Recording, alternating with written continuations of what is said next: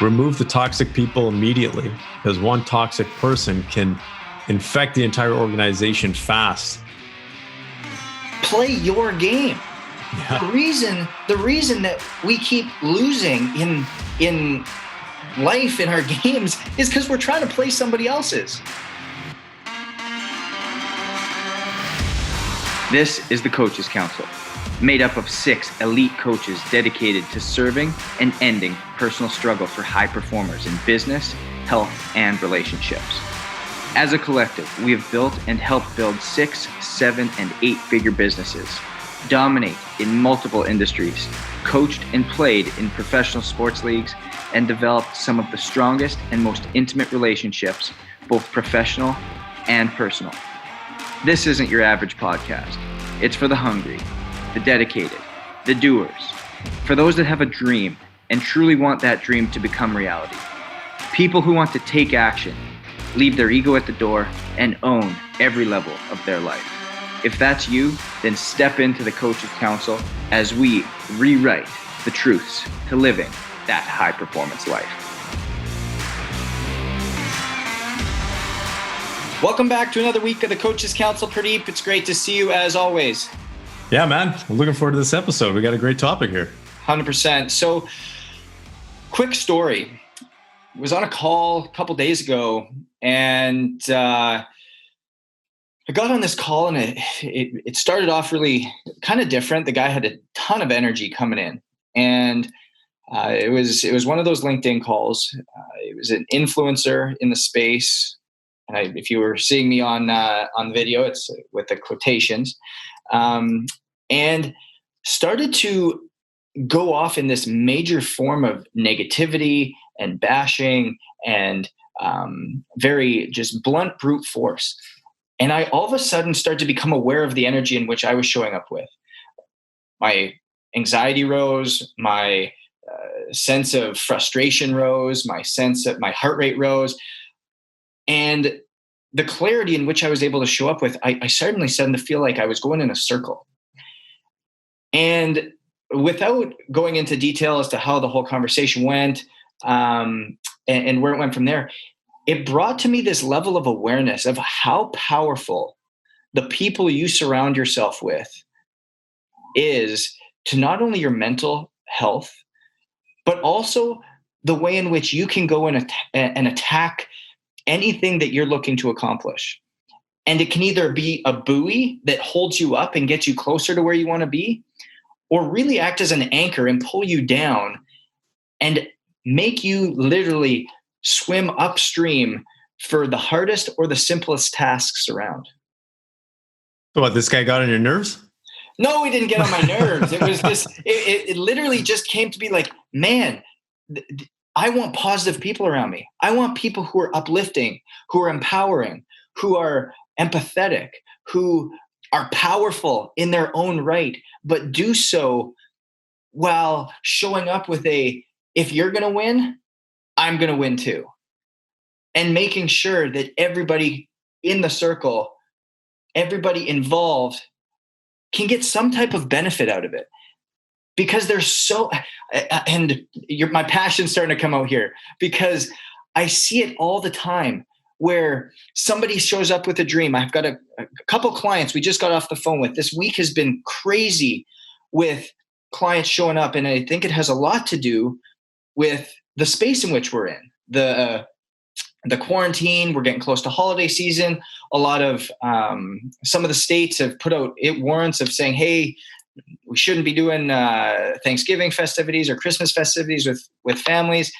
And they're sitting there, and these clients are coming and saying, I feel like my network is nothing. I feel like I'm missing interaction with people. I feel like I'm missing interaction with that positivity that's driving me towards creation, that's driving me towards accomplishment, that's driving me towards taking on new battles, new challenges. And I don't know where to turn. I don't know where to go. And last week's episode with Jack, he talked right about that, about how if you want to go and create $1 million business, surround yourself with $1 million business owners. If you want to go and get in great shape and be able to squat 405, go hang out with Jack and his friends, because that's what they're going to do. And I guarantee you are going to be able to level yourself up there as well. And it kind of comes full circle back to the story that I started with, where if you don't want to be negative, if you want to get out of that just, I have lack of a better word, that negative downward spiral that can happen, surround yourself with the people that you want. Surround yourself with the people that are positive. Surround yourself with people that are striving for greatness. And at the end of the day, it's going to be a win, win, win, win with everybody that you surround yourself with as well, but also with those that you touch. Yeah, man, I don't know what to say about that, because if you look around society right now, 90% of people are in the down and out in terms of negativity. That's not just how society is, right? Most people are not positive. They're not that self-aware. They align themselves with other, you could say, negative people, especially with everything that's happening with COVID. I think that's just amplified the challenges that a lot of people are having. So I completely agree with you. I think who you surround yourself with is a critical thing. From a coaching aspect, whether it's in business or on the personal side, it's important because I have clients, for example, that you can help them transition themselves, whether it's their identity, their belief system, or their stories that they're telling themselves. And if they go back into that same environment, they just go back to square one again. So, this is important for people out there listening to understand, is one of the biggest things that you can do to help yourself out of a tough situation is find the right people, because you want people that support you in what you're doing. And on the flip side, you don't want people pulling you back into those old habits or the old ways of being. So actively go and seek out. I think if I take a look at what is the biggest factor that changes people's lives, it's who you hang out with. That ultimately is it. And it unfortunately, we talk about things like, okay, you can't choose your family, but you do get to choose your friends. When you get to a certain age, you get to choose who you hang out with. Everything is a choice, whether you make that conscious choice or not, because it's not always easy to say, hey, look, I want to hang out with this, or I shouldn't hang out with this person, because they could be a sibling, they could be a family member, they could be a business partner or an employee or whatever it is. Even in business, man, one of the things I tell people is remove the toxic people immediately, because one toxic person can infect the entire organization fast. And yeah, it's so important. And every time you bring on a new employee, for example, you want to put them with someone who has a positive outlook on the company, that is doing the right things. You don't want to put them with someone that is tainted, that has a low work ethic, that's not engaged, because they're going to pick up on those habits right away. It's funny because I'm not against unions. I used to be in a union. I used to run a large organization that had a lot of union people, but it's a mentality. You have some person come in that's super engaged, wanting to work hard, and then you have the other union people saying, hey, slow down there, buddy, because you're making us look bad. You're exactly right. And I take the example even back to my time in the National Hockey League, and any time that a rookie came on, anytime a young kid came in, the brand new draft, who are you putting him with? You're putting him with the seasoned veteran. Bobby Ryan has literally housed different new players every single year, simply because why? They want them to develop the habits that he has. Why did Sidney Crosby go live with Mario Lemieux? Why did Austin Matthews and Mitch Marner go live with Patrick Marleau? Two of the best players that ever played the game, 25 years in the league, Stanley Cup winners, captains of their teams for 10, 12 years. They want to go, and they want them to have the positive effects, the positive habits, the positive mentality, the approach of a pro every single day to rub off on these kids that don't have the experience, are still looking to get there, are looking to strive to become those next ones. And we need to start to apply that more in our lives as well, instead of sitting and complaining about where we were at, and starting to put those boundaries in place. And by understanding where those people live and living there more. That's, I think, one of the most powerful things with masterminds or groups Now, you can say that, do you get as much out of it from the one-on-one coaching or whatever it may be? But there is something powerful when you are surrounded with a bunch of like-minded people that are trying to level up in a very unique way, showing up with a open mind, showing up with a positive mind, that attitude of, I'm going to absorb as much as I can because this is a place in which is structured for me to do so. I think there's something to be said about teams. You mentioned a lot about sports, and that's important because those analogies, if we take a look at it, apply to all aspects of our life. You are constantly forming teams with other people. You are, whatever that may be, whether that's your neighbor or that's someone else in your community, whether that's an employee, there's a team. If you're in a relationship with your spouse, you are a team. If you have kids, you are a team. So taking a look at it from that perspective is important, and say, okay, who on my team is actually adding value to the team, and what value are they adding? And are they actually holding the team back? Now, you can't sit there and you can't say, hey, look, I'm going to fire my kid because they're not adding value to the team. But you want to make sure that at least there's some understanding of what the expectations of the team are. And with any team, it requires strong leadership. So perhaps, maybe you are that leader out there. Maybe you're that leader that's taking charge and saying, hey, look, I'm gonna make sure that whatever team I'm a part of, I'm gonna actually have a leadership role, or I'm gonna be the leader itself. But maybe there's an opportunity for you to be part of another team where someone else is a better leader or a stronger leader, and to understand that it's okay to sometimes follow other people as well. And what I'm basically saying is everything is a collaboration. If you try to be that lone ranger, you're not going to get very far. I can tell you that in business, you're not going to get very far. You're not going to get very far in your personal life. I see a lot of those challenges in relationships because I see even with couples, they try to be, this whole concept of independent. Man, I don't know how many people that screwed up, or how many relationships that screwed up for people, because it's not about independence, it's about interdependence. We are social beings. That's why so many people are ending up with anxiety now, depression now. Talking to teachers, they're saying that the biggest challenge that they're having right now with kids, because of all the events that are happening with COVID, isn't the academics. It's the mental illnesses that they're challenged with, all the stuff that they're bringing from their families now because the families are challenged.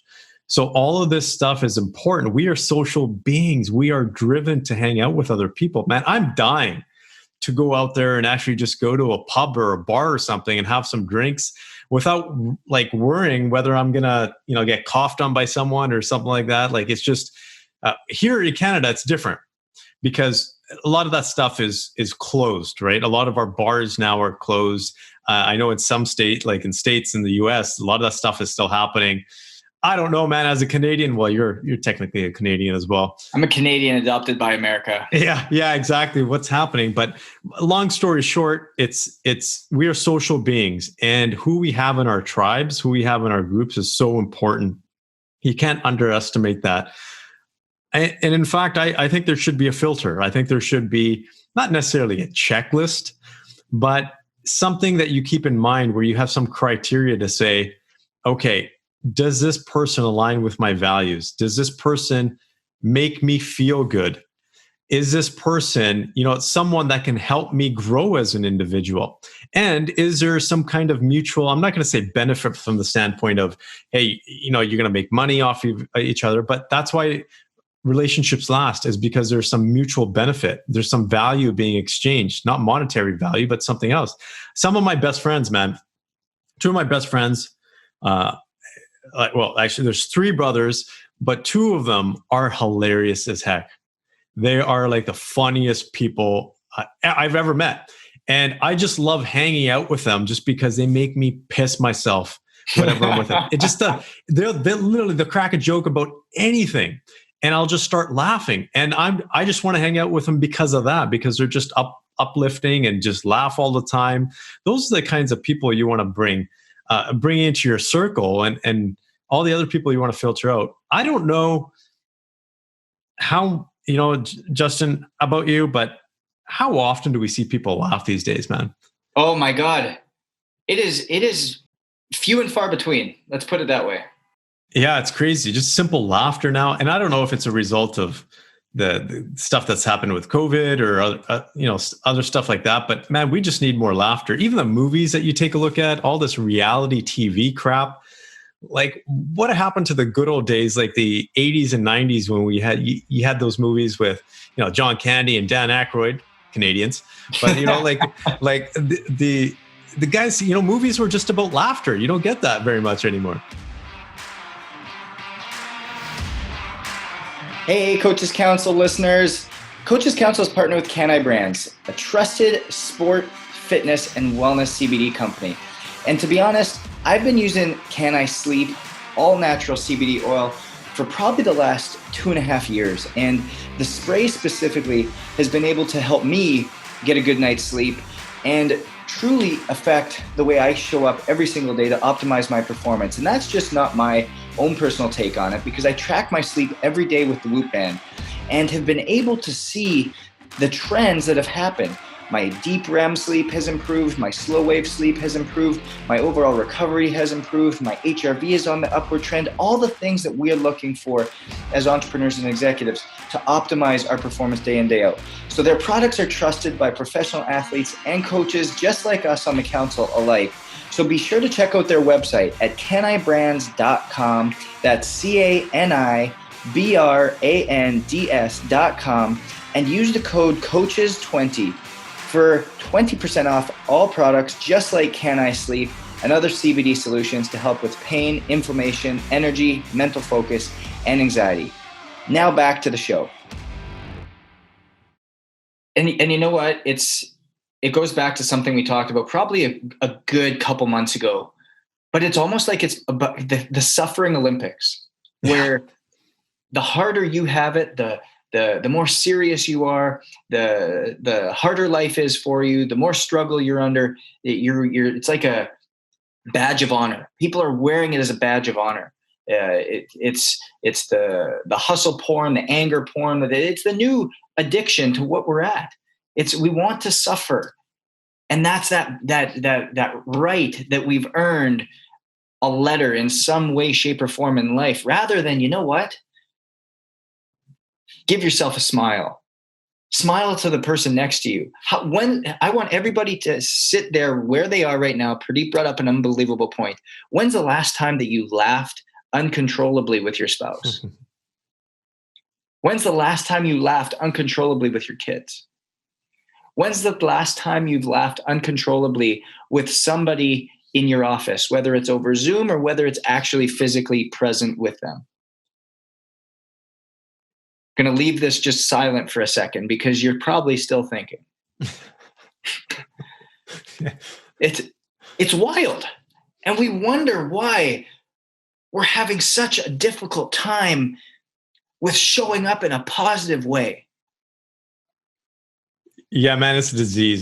Personally myself, what I ended up doing about 3 weeks ago is I actually stopped posting on Facebook. Like, we still have our business stuff that we post, and this podcast will be promoted on Facebook. But I stopped posting because I was just looking at the feeds and I was like, man, this is just all garbage now. Like, it was just, I couldn't, so much negativity. I was like, I just can't deal with it. And then I honestly just deleted the Facebook app from my phone. Like, I have no desire to even go on there. And I feel so much better.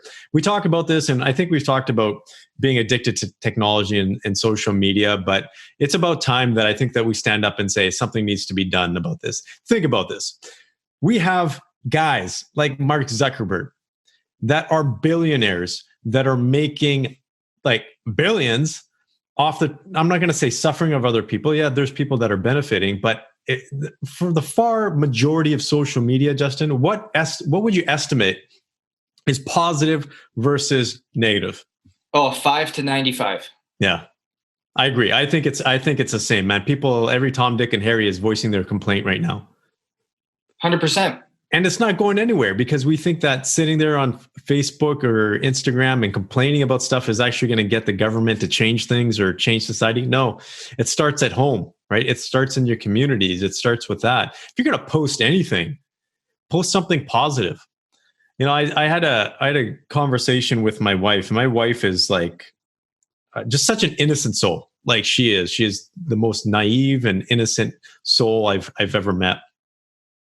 And she was posting stuff on social media, and my wife likes fancy stuff, and she posted a couple of things, and I just sat there and I said, you can't do that anymore. And she's like, what do you mean? And she's like, I'm happy that I got this, and I just wanted to share it with my friends. I said, yeah, that's great. You're sharing it with your friends, but what about all the other girls that are following you that don't have the ability to purchase the stuff that you purchase or live the life that you live? Like, it's great to say that, but there's other people out there that just aren't as fortunate, that are looking at that and saying, now my life kind of feels like I suck, or it sucks that much more because I can't live up to that. That is one of the biggest things, especially with women, Justin. Now, if we take a look at what the impact is on people's confidence and all this kind of stuff, it's having a big challenge.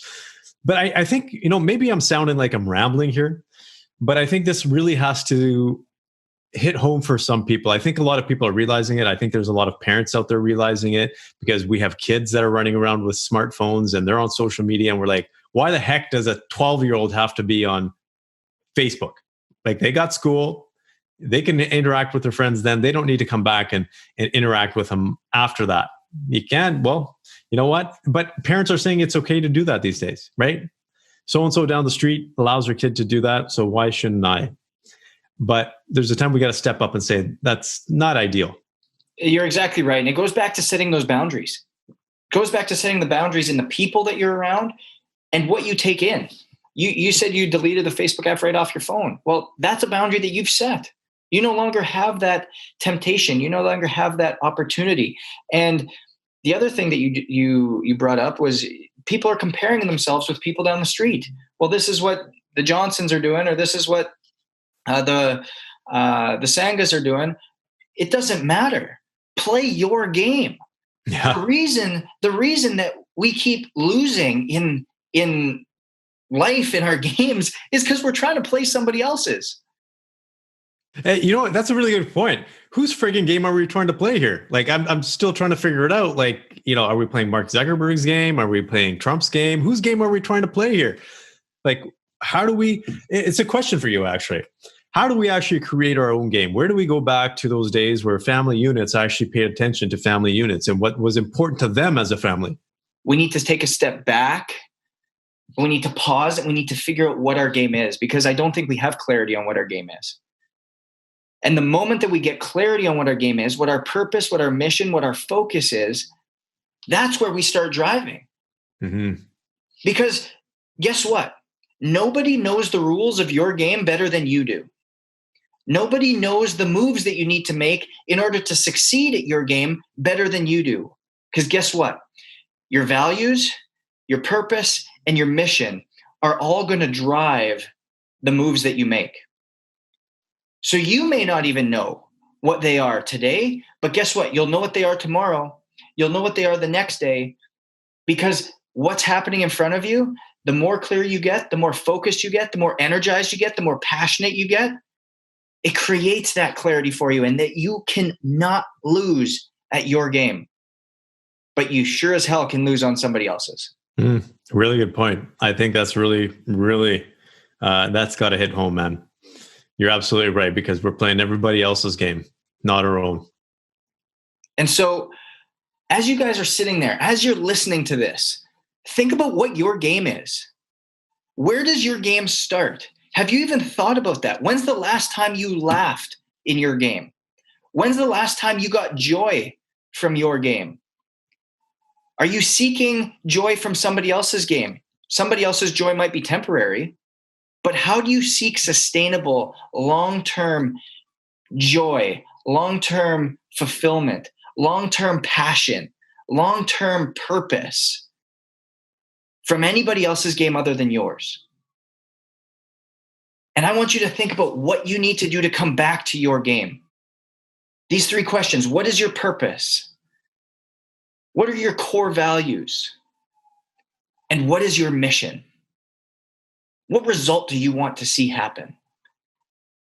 And forget about all the noise that's out there. Forget everybody else's game and stick to yours, so that you can create the steps and actionable items that are going to get you further along so that you can win at your game.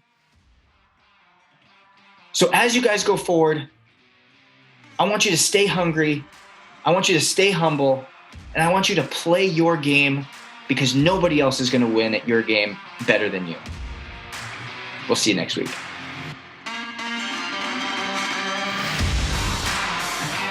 Thank you so much for joining us for another week of the Coaches Council.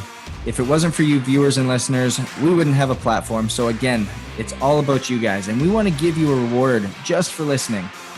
We want to give you access to each one of our coaches for a little bit deeper, intimate experience. So if you go to coaches-council.com, coaches-council.com, subscribe and like to whatever platform you're viewing on, you're going to be entered to have that one-on-one experience. So be sure to go coaches-council.com and really interact with us, because we would love to interact with you. Until then, stay safe, stay hungry, stay humble, and thanks for listening.